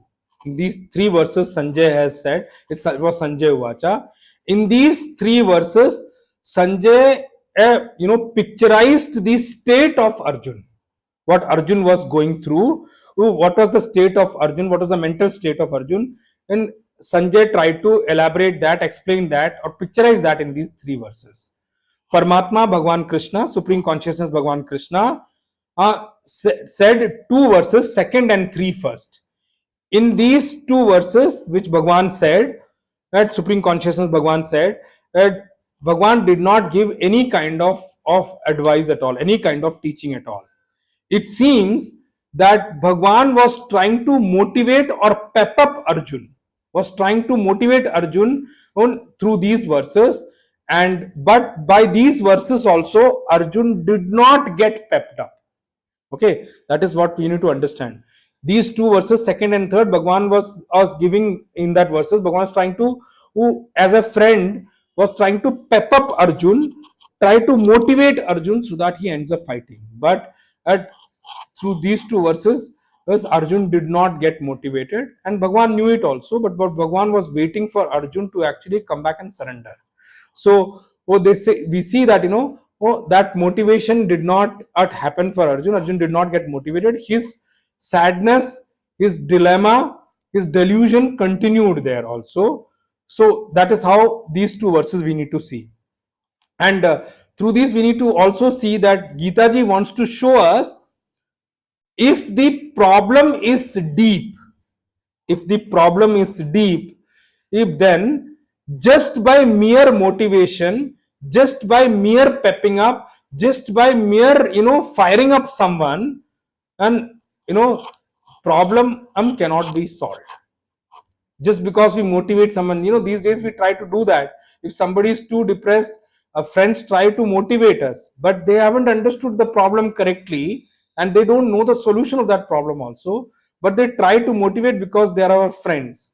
But these verses, through these verses, Bhagwan want to show us that if the problem is deep inside us, it cannot be resolved by mere motivation or mere pep up talks. These kind of, what you call that, stand up motivators who they give, what do you call that these days, is there are TED talks and all through these talks you cannot, if the problem is deep, you cannot come back to the normal form, you cannot solve your problem just through them. And he says, by a problem can be resolved only when you have solved that problem in its entirety. So, if there is a problem in hand and it is deep, if we must work towards solving that problem, mere motivational talks or mere pep up talks is not going to help us at all. And we saw that Arjun's problem was quite deep. Arjun was a learned man, by the way. And if Arjun's problem was deep, then that problem need to be resolved first. It cannot be just moved away by pep up talks, so to say. And we see that Arjun kept his problem in front, presented his problem in front of Bhagwan very clearly. That's also one facet we must appreciate and notice here. Many a times the person who is going through a problem may come to you and say, I am in problem. What is the problem? I don't know. That makes it very difficult for anybody to help. Unless and until you are able to think and put up your problem correctly, how do you expect the other side to do? Now remember, here Bhagwan is Bhagwan. He is an antaratma of everyone. He knows the problem, but he still waited for Arjun to present his problem first. That gives us a message that we, rather than just giving pep up and motivational talk, we should give a comforting environment for the person in problem to think over their problem and quantify their problem. Let them understand their problem first, and let them have the courage to present the problem in front of someone who they trust. So here you will see Arjun was able to explain his problem very clearly to Bhagwan. He presented the problem well in front of Bhagwan. And when you see his problem and when you see his statements which Arjun was saying, you will feel that, his side was right only. What he's saying is correct. Many people have come back and told me also, what Arjun is saying is correct only. And that is exactly what I also said. Arjun was a learned man. He did not say anything wrong. But where he was got shaken up is that his foundation got shaken up in terms of the correct way of looking at his problem. What he said was not wrong. Yes, but he failed to see that they have throughout the life made an attempt to avoid war. Now, with the Pahalgam attack also, we are also facing such problem. Yes, it is right that, we have a policy of not going for a war first. That's correct. But that doesn't mean that we will always remain at the receiving end. A problem, we are trying to put band-aid on a problem. It will not resolve the problem. We have to solve it. Many people may come to offer you this band-aid, that band-aid. Nobody will actually come and sit with you. Why? Because these days in the world, a person, a true advisor is very, very difficult. Actually, there are no true advisors only in this world available. So to say, at the country level, I'm talking about, everybody wants to solve the problem of others with protecting their own interest. But with protecting their own interest, problem cannot be solved. That is why, so many places, so many things are happening, and irrespective of what organizations we may have globally, United Nations, UNICEF, IMF, this, that, blah, blah, blah, problem is the same. Nobody is able to resolve the problem. Why? Because a real person who can solve the problem has to be the one who has grown above his selfish interest. Today, everybody is helping others with their own selfish interest. Nobody is clean in terms of their intent. I know, and I don't have to get into the geopolitical environment at all. You only try to see everyone, but the problem is many of us are not able to see the intent also of others clearly. Why? Because we are ourselves so deluded. So we need to understand problem will not go unless we sit down and solve it. And for that solution, if talks doesn't go, war is the way. We have to do it. Don't you think with Bhagwan there, he didn't try to avoid Mahabharat, but could he do it? No.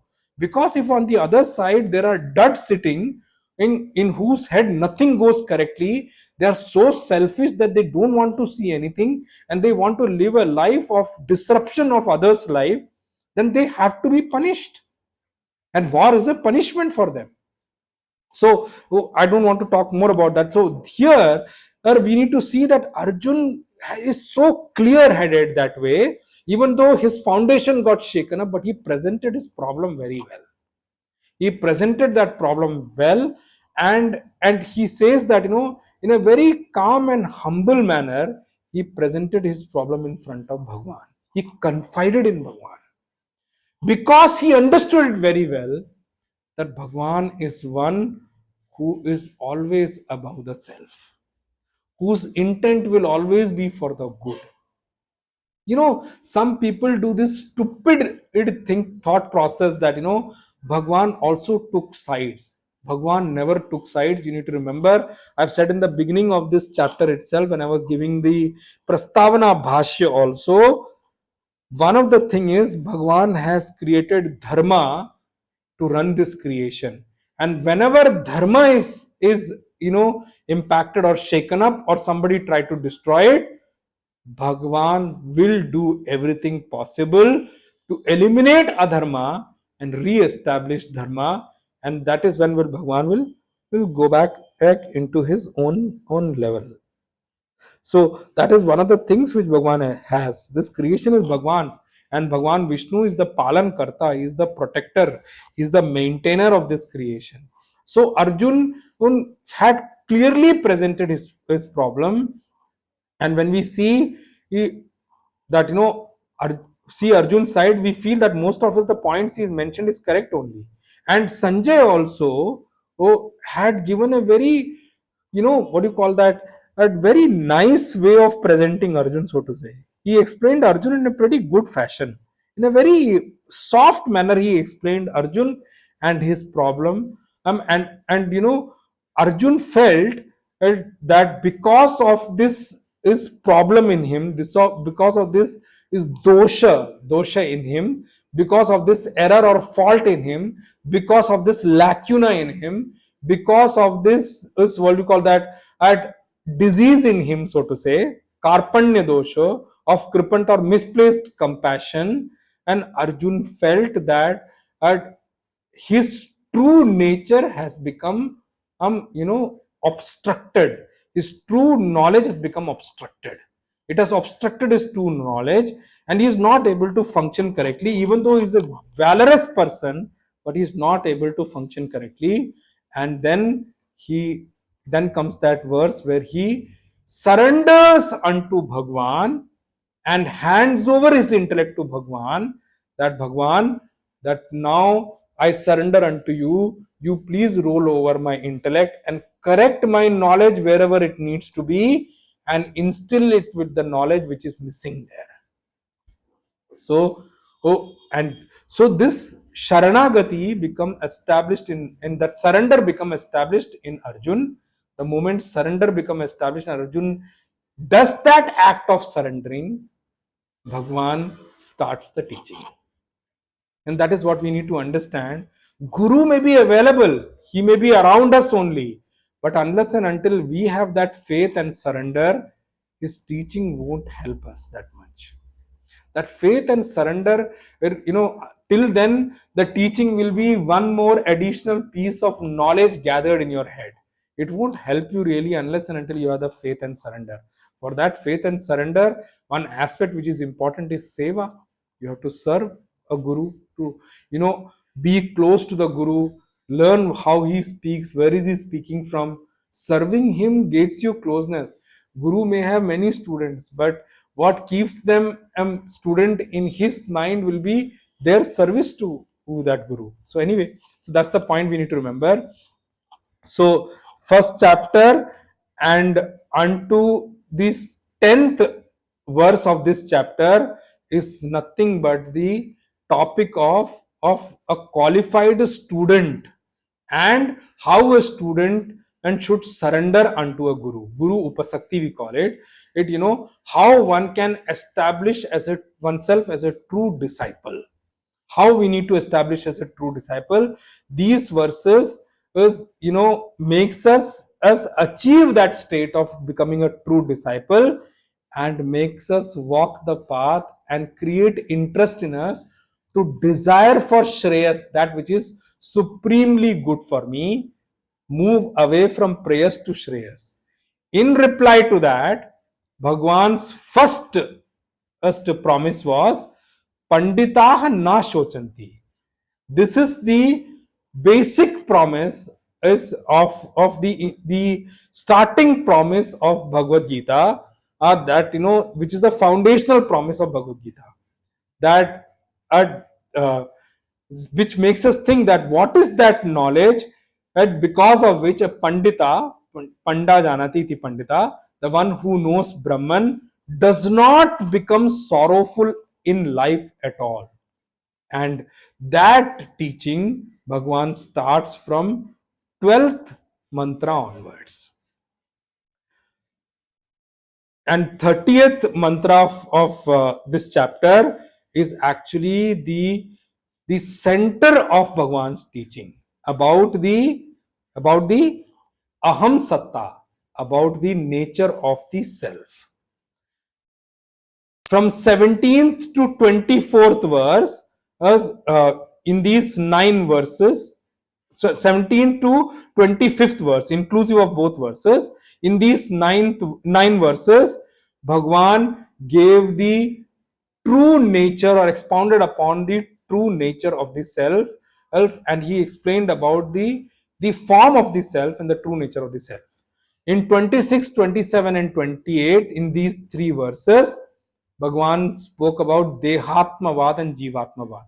That for those of you who understand, consider themselves as body, and those of you who consider themselves as Jiva, Bhagwan explained what is that consideration, how is that need to be understood. He explained in the 26th, 27th, and 28th verse. In the 30th verse, Bhagwan gave the actual knowledge by culminating the knowledge about the self there, where he did the upasamhar there in the 30th verse. Is what he said that Pandita na shochanti, that a man who knows about Brahman does not become sorrowful at all. He culminated that why he doesn't become sorrowful. Well, he fulfilled that promise by giving that reason of why this Pandita, the one who knows Brahman, does not become one who knows the self, does not become sorrowful at all. In the from 31 to 37, Bhagwan spoke about Swadharma. Swadharma means one's own duty. Bhagwan emphasized the need of fulfilling one's own duty, why we need to fulfill our respective duties, and what happens if we don't want to do our duty, and what is the nature of the duty. All these things Bhagwan said from 31 to 37. In the 38th verse, Bhagwan spoke about how we all should do action, and what is the gave the advice of how we should do action, and gave the advice and teaching of how equanimity in action need to be done. In the 39th verse, Bhagwan gave what? But he deciphered the topic which he was taking from there into two, and said, coined the term as Sankhya Buddhi for what has been taught till now. And from there on, Bhagwan said, now I'm going to talk about the Yoga Buddhi, Yoga Vishayak Buddhi, the knowledge of Karma Yoga. I'm going to do that. So Bhagwan deciphered these two topics in the verse number 39. From 40 to 52, Bhagwan gave the teaching of Karma Yoga, the Yoga Buddhi, the topic of Yoga Buddhi or Karma Yoga. And from these is two verses, which is 47 and 48, Bhagwan explained the actual form of Karma Yoga, the actual nature of Karma Yoga. Bhagwan explained in the verse number 47 and 48. In the remaining verses, Bhagwan spoke about the glory of doing Karma Yoga. What is the glory of doing Karma Yoga?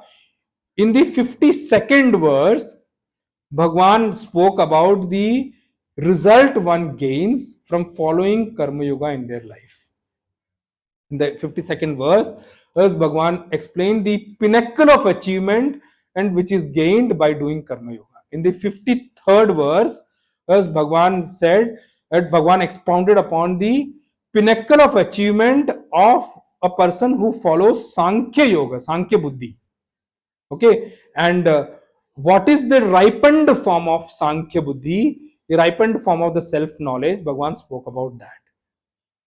In the 54th verse Bhagwan, and in the 54th verse, Arjun asks a question after listening to the ripened and form of a person with a Sankhya Buddhi.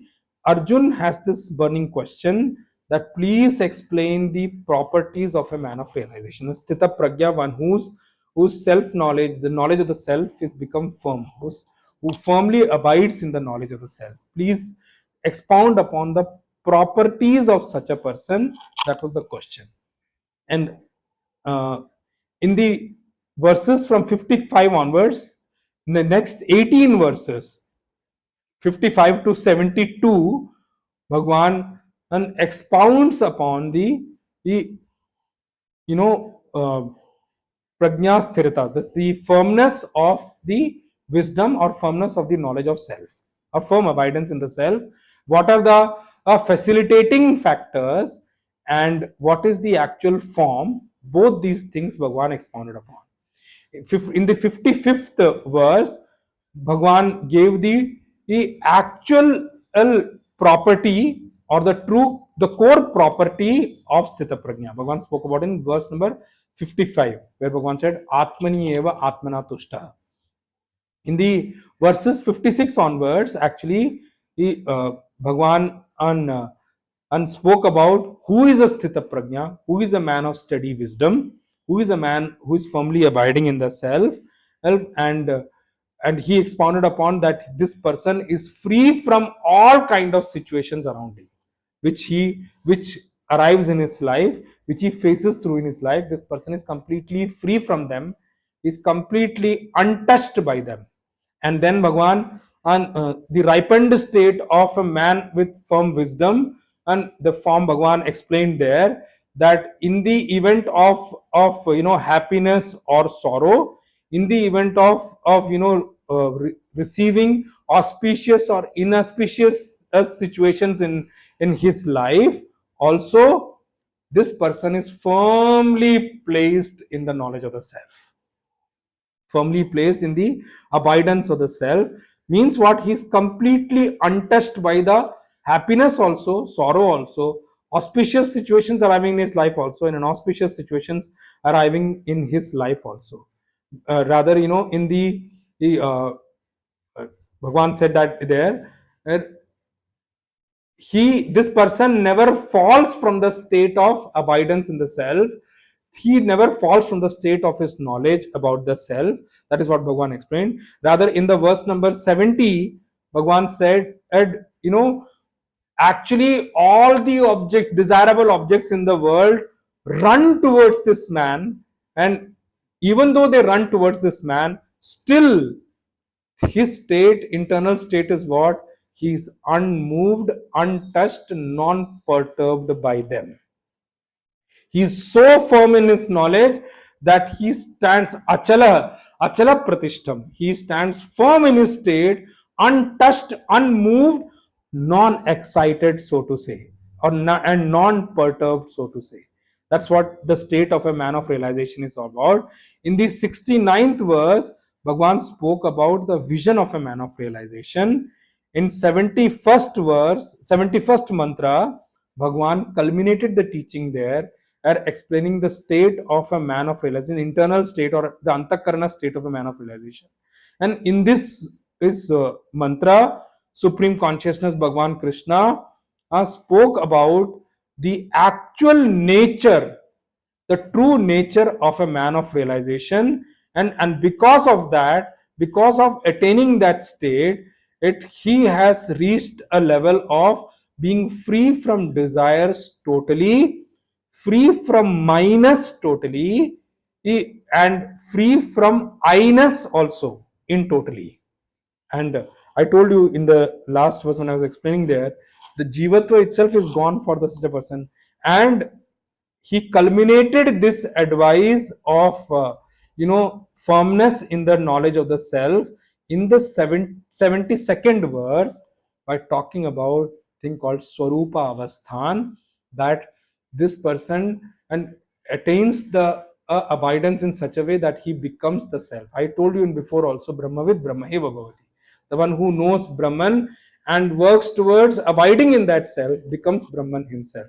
And Bhagwan said that is what is called Brahmi Sthiti. It's called Brahma Avasthan. It's called firmly placing oneself in the self.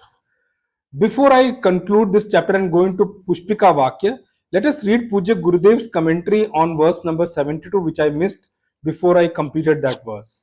Pujya Gurudev says, to renounce all desires is to destroy completely the last vestures of one's ego. Renunciation of ego is not a state of dull, meaningless emptiness. Where the delusory ego has ended, the state of full knowledge or selfhood has dawned. To realize the self in one's own bosom is to realize at once the self which is all pervading and eternal, Brahman. When the ego has ended, the consciousness is not known to be anything other than the eternal, and as such, the knower of truth in a brilliant experience of the self becomes the self. And therefore, this state is called selfhood, Brahmi Sthitihi. A doubt may still arise that even after this realization, we may again fall into the delusion of the ego and come to suffer the ego's world of imperfections and sorrows. To deny this tragedy, we have been told how, having realized the self once, no more can the individual fall back into his ancient delusions. This experience of the self need not necessarily take place in the very youthful days of one's life. Even in old age, Nay, even in the last moment of this embodiment, if a seeker can come to experience, even for a moment, this egoless state of tranquility and poise, even a passing glimpse of the selfhood, it is sufficient to gain this Brahmic state as pointed out in the Vedantic literature. Negation of the false and assertion of the true is the path that has been indicated in the Upanishads. The same path in its practical application is designated here in the Gita in Vyasa's original contribution as Karma Yoga. To work without attachment, desires, egoism, and vanity, ever established in the perfect equilibrium in both success and failure, is to deny the ego its entire field of activity and unconsciously to assert the greater truth that is the self. Thus, in technique, the Gita's Karma Yoga is not at all different from the Vedantic technique of meditation. But Arjuna got confused and perplexed because he took Krishna's word too literally, and therefore, in the following chapter, he expresses his mental confusion in the opening lines. The Lord therefore explains the Karma Yoga exhaustively in the next chapter. Now we'll read the Pushpika Vakya and understand the meaning. इति श्रीमद्भगवद्गीतासु उपनिषत्सु ब्रह्म विद्यायां योग शास्त्रे श्री कृष्णार्जुन संवादे सांख्य योगो नाम द्वितीयो अध्यायः. So the Pushpika Vakya says, iti, thus, Srimad Bhagavad Gita Su. This is the Bhagavad Gita, the way it has been expounded by Bhagwan. Iti Srimad has been explained by none other than the Supreme Consciousness Bhagwan Krishna himself, Srimad, who is possessed with all the qualities of a Bhagwan, and he is the creator himself who has come down onto earth to pass this knowledge on to the human generations for us to uplift ourselves from where we are today. Srimad Bhagavad Gita. So, this is the Bhagavad Gita, which is what? A condensed form of the teachings of all the Upanishads, Upanishadsu, which is nothing other than the teachings of the Upanishads condensed in a form and which is easily adaptable in life, and all of us can work towards work towards it to uplift ourselves in life. Brahma Vidyaya, it is like the Upanishad, it is also the source of Brahma Vidya. Brahma Vidya means the knowledge about the supreme consciousness, the self. Brahma Vidyayam. Yoga Shastre, it is also the scripture which explains the process of enjoining ourselves. It helps us enjoining ourselves to the higher nature of ours, and thus enjoining ourselves to the supreme consciousness himself. And how is this coming about? Shri Krishna Arjuna Samvade. It is in the form of a dialogue between Bhagwan Krishna, Supreme Consciousness Bhagwan Krishna, and his greatest disciple Arjun, who is also a friend for him. And how is this chapter formed? And what is the name of this chapter? Sankhya Yoga Nama. Don't confuse it with the Sankhyan philosophy. Here, Sankhya means the knowledge of the Supreme, the knowledge of the Self, knowledge of the Supreme Consciousness, knowledge of the eternal truth. So, this chapter is named as Sankhya Yoga. A yoga means to enjoy the knowledge to enjoin oneself with the Supreme Consciousness. Nama Dvitiyo Adhyaya. That's the name of the Adhyaya. And what is it? Is the second chapter of Bhagavad Gita. So, with this, we conclude the teaching of second chapter. We complete the chapter today. I really thank Srimad Bhagwan Krishna. I thank Supreme Consciousness Bhagwan Krishna and Bhagwan Shiva and the entire Guru Parampara, especially my Guruji, for all the knowledge and the grace and blessings which have been given to complete this chapter in its correct form and manner. कायेन वाचा मनसेन्द्रियैर्वा बुद्ध्यात्मना वा प्रकृते स्वभावात् करोमि यद्यत् सकलं परस्मै नारायणायेति समर्पयामि. श्रीमन्नारायणायेति समर्पयामि. ओम पूर्णमदः पूर्णमिदं पूर्णात् पूर्णमुदच्यते पूर्णस्य पूर्णमादाय पूर्णमेवावशिष्यते. ओम शांति शांति Shantihi. Harihi Om. Shri Gurubhyo Namaha. Harihi Om. Om Tat Sat. I also wanted to inform you.